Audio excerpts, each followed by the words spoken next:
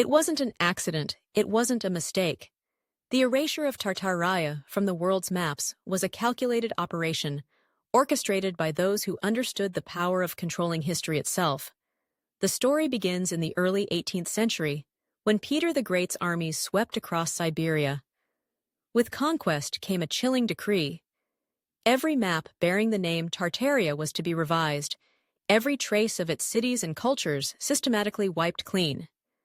The Russian archives today acknowledge that this order was given, but carefully obscure the deeper motives. Behind the scenes, a cartel of elite cartographers was assembled.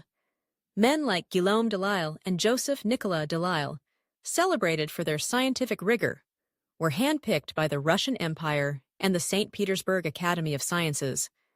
But their true mission was not discovery. It was deletion.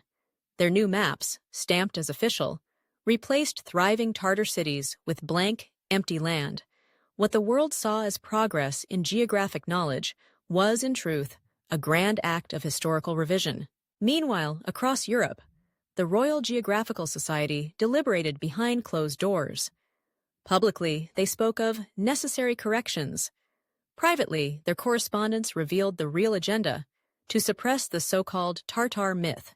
Within a single generation, regions once mapped as bustling civilizations were relabeled as uninhabited wilderness.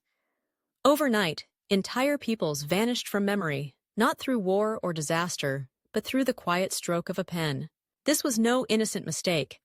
It was a hoax on a global scale. Maps became weapons, and history itself was rewritten to serve those in power. Yet, for those who look closely, the truth remains. Hidden beneath layers of ink and centuries of silence, the greatest cover-up in cartographic history still waits to be uncovered.